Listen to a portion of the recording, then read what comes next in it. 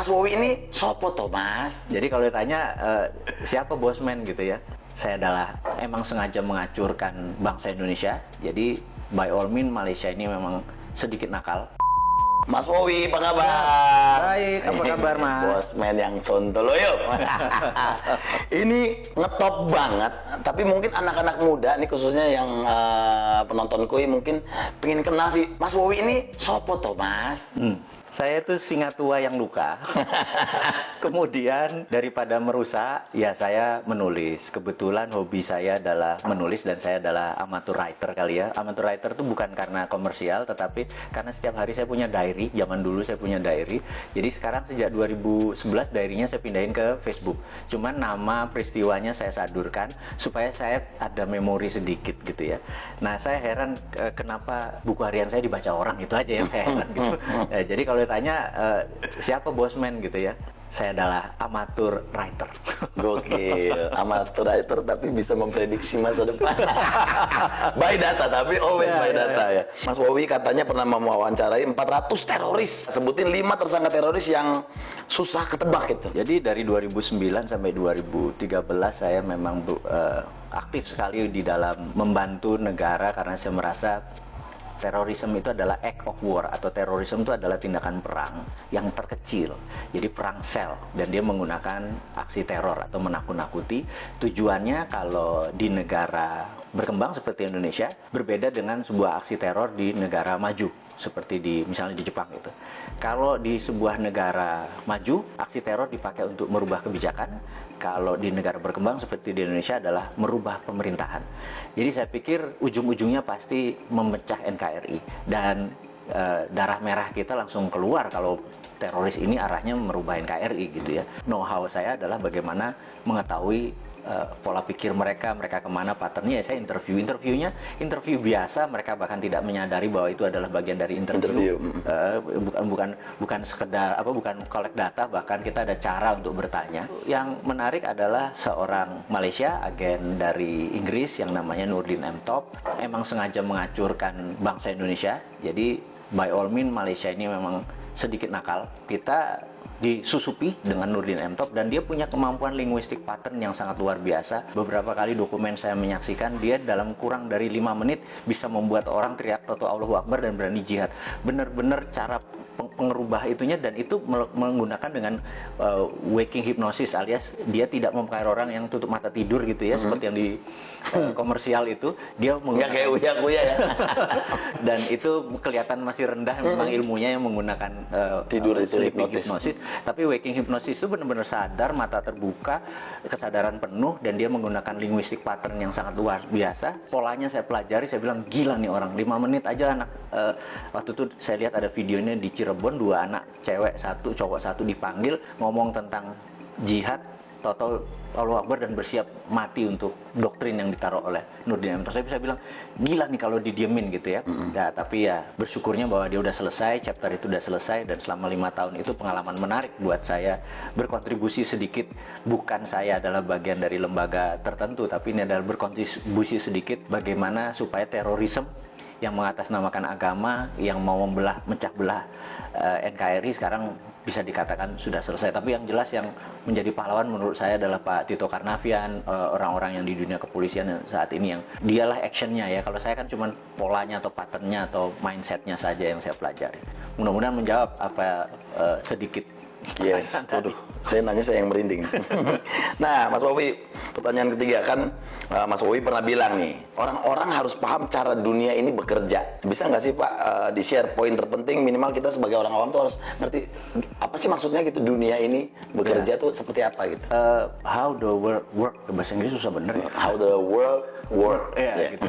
Jadi tidak pernah berubah sejak tahun 45. Jadi sebelum tahun 45 dunia ini bergeser jauh, tapi setelah tahun 45 ke sini dunia ini tidak bergeser jauh. Setelah Long Telegram, ada sebuah buku yang menarik yang ditulis George F. Kennan, di mana dia adalah menaruh foreign policy yang diatur adalah Eropa adalah negara produsen, Amerika negara produsen, kemudian Timur Tengah adalah negara energi, kemudian Afrika adalah bahan bakunya Timur Tengah, Amerika Latin adalah bahan bakunya Amerika, kemudian Asia seperti Indonesia, Asia Tenggara, India, dan China adalah market. Kalau market itu tidak boleh miskin, tidak boleh kaya, gitu ya.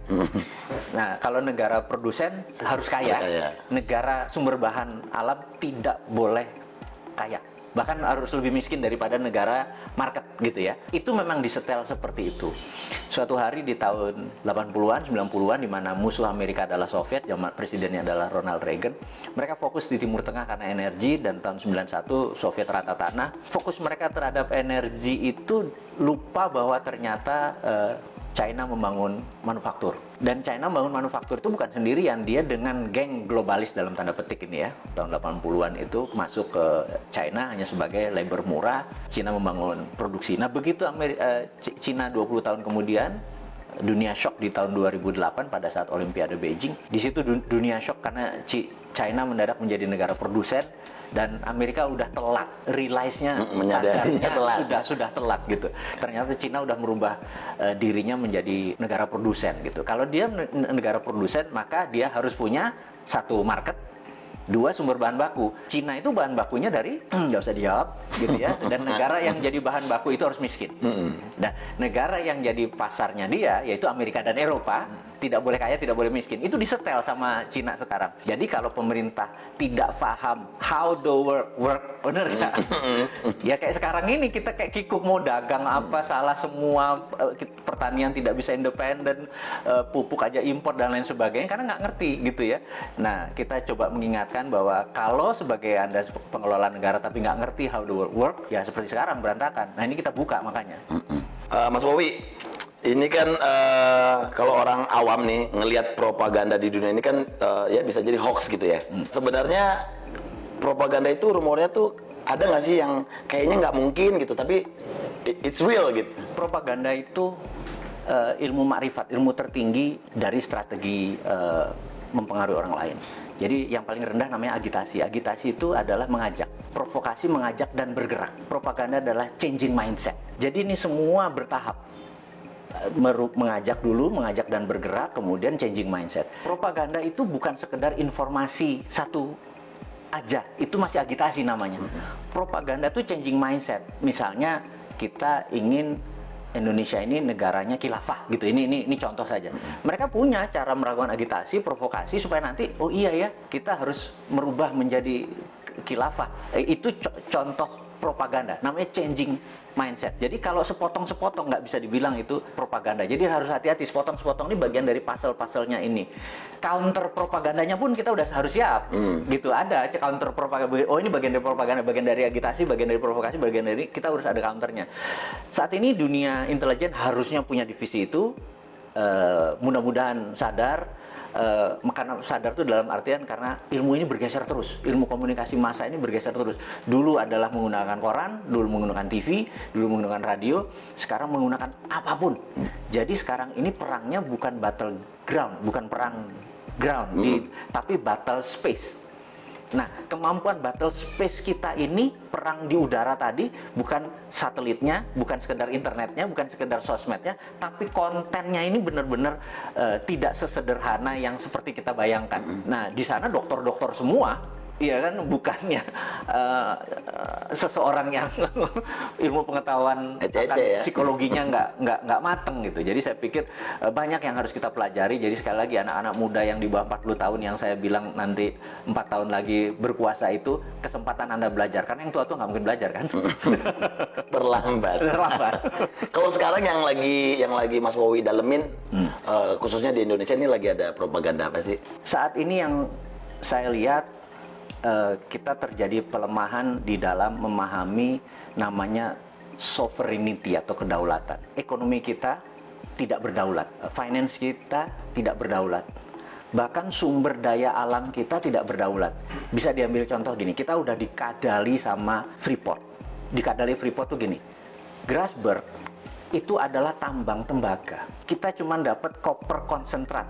Setelah diproses jadi konsentrat, dikirim anoda slime, dikirim tadi, dan kita tidak mendapatkan benefit koper konsentrat. Apa itu benefit? Begitu dia masuk ke smelter, maka outputnya adalah gold, 100 ton per tahun, platinum 50 ton, dan ada uranium dari rare earth. Kita tidak mendapatkan benefit tersebut. Jadi kita cuma dibayar pajaknya hanya koper, tembaga gitu ya. Oke, kebodohan 40 tahun, udahlah biar dulu mbah-mbah yang kita mungkin udah dapat benefit ya wes, kita kan orang Jawa dididik mikul dhuwur mendem jero ya. Ya sudah, kita mikul dhuwur, oke gitu. Tapi kalau sekarang rupanya ada undang-undang yang nikel, jadi nikelnya 25%. Ini lucu, begitu dia tambang, nikelnya 25%, nggak boleh 40. Karena kalau, maksudnya kemurnian nikelnya ya, 25. Yang kita harusnya adalah kemurnian nikelnya 99,9. Tapi kalau 99,9 maka banyak yang dibuang. Dia nggak mau, dia maunya 25% aja. Kenapa? Karena 25% itu ada dua benda yang dia incer. Satu feronya, dua litiumnya. Jadi waktu dibayar, hanya dibayar nikelnya saja. Litiumnya sama feronikelnya sama nikel lateritnya itu gratis. Nah, kemudian isu terakhir adalah tin atau timah yang katanya mau digitukan sama. Tapi sama Cina apa yang dilakukan? Kadar tinnya harus 25% karena di 70% itu masih ada yang namanya thorium, masih ada yang namanya osmium buat laras senjata. Dan kita cuma dibayar tin timahnya doang gitu ya. Nah, kok masih goblok sih gitu ya, cuman kita ngingetin aja gitu. Yang mbok sekarang sudah sekian lama, ya kalau mau dibayar namanya konten dari mineral tadi yang dibayar. Litiumnya berapa, osmiumnya berapa, thoriumnya berapa, rare earth-nya. Jangan cuma dibayar pokoknya dan nilainya yang paling murah. Jadi koper tuh paling murah, nikel tuh paling murah, timah juga paling murah, stanum ya bahasa kimianya, SN biar pada inget ini. Pasti pada lupa pelajaran SMA dulu ya, SMA dulu kalau fisika tuh saya inget ada hari libur nanti kita rebus kubis Prancis HEL gitu ya, pada lupa kan pasti kan gitu ya. Nah kita sekedar ngingetin bahwa pelajaran itu penting karena biar nggak dibodoh-bodohin. Biar nggak dibodoh-bodohin. Yang kedua adalah kenapa Indonesia tadi yang jadi marketnya Cina tadi. Karena Tuhan itu sudah baik banget sama bangsa Indonesia aja yang terlalu terpesona dengan bangsa lain. Saya selalu berkali-kali cerita, bayangin ini ada bola dari plastik, transparan, kemudian bola itu kita kasih glitter, bola itu diputer. Glitter itu akan ada di lingkaran tadi. Dunia ini yang sudah miliar tahun muter itu mineralnya ada di sabuknya. Karena itu Nusantara dengan hampir sekian panjang wilayah itu menghasilkan seluruh mineral itu. Jadi 130 unsur mineral yang ada di tabel periodik itu ada semua di Indonesia. Dari mulai rare earth, tanah jarang, segala macam. Dan ini adalah hanya ada di Indonesia loh, gitu. Kenapa kita masih terpesona sama bangsa lain?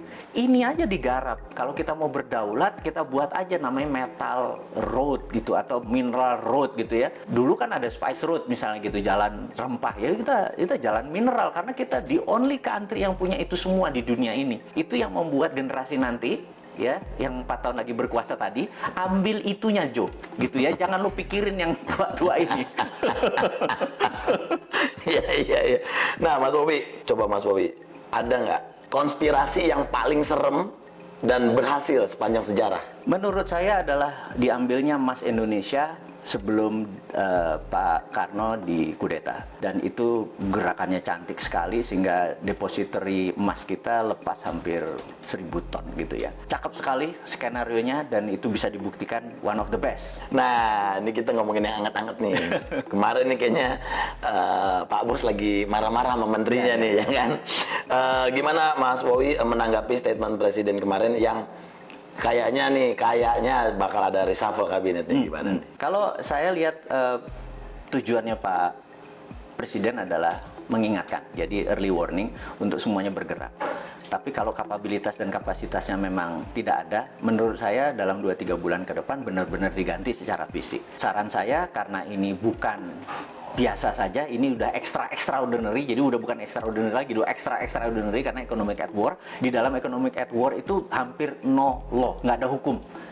Hukumnya adalah survival of the nation, hukumnya. Jadi gimana bangsa ini supaya survive. Jadi jangan, survive-nya harus cara kayak gini, nah itu lagi normal. Sekarang nggak peduli cara, yang penting bangsa ini survive, intact, utuh, dan cepat. Yang diganti saran saya adalah semuanya. Semuanya bedol desa ya, semuanya bongkar ya. Benar.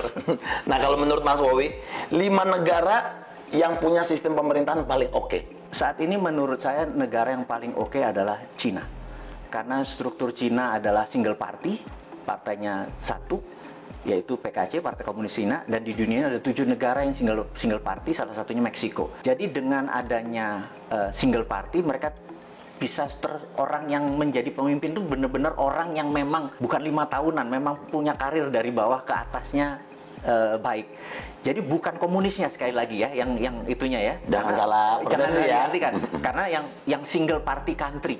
Jadi saya berharap suatu hari Indonesia akan mengadopsi itu, revolusi lagi, bener nggak? Sekarang kebanyakan ya. Sekarang terlalu banyak gitu ya. Karena 2-3 pun akan terus seperti Amerika, tapi seperti Meksiko kita tahu dia single party country. Itu saya usulkan one of the best solusi adalah single party country, di mana mereka mau yang menjadi abdi negara, mau jadi public servant, memang berkarir dari bawah gitu ya.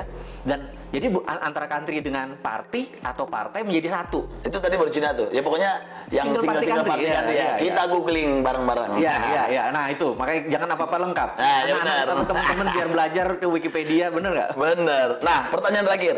5 figur paling cocok sebagai pemimpin Indonesia versi Mas Wowi. Jadi satu yang di 2024 saya harapkan adalah satu muda. Anak-anak muda ya. Iya, muda kalau bisa milenial. Milenial artinya tidak lebih 44 tahun. Yang kedua adalah dia nasionalis, jadi bukan globalis. Ketiga dia harus religius, gitu ya. Terus dia percaya terhadap pluralisme, perbedaan, dan sangat toleran. Jadi ya, kalau ada di dalam satu figur, dia adalah figur yang paling cocok memimpin negara ini. Mantap. Mas Wowi, thank you banget waktunya, sukses. Pokoknya kita tunggu nanti ocehan-ocehan dari Mr. Bossman, ya kan, yang selalu kontroversi tapi menarik untuk diikuti. Sekali lagi thank you buat waktunya di Kuy Entertainment. Thank you.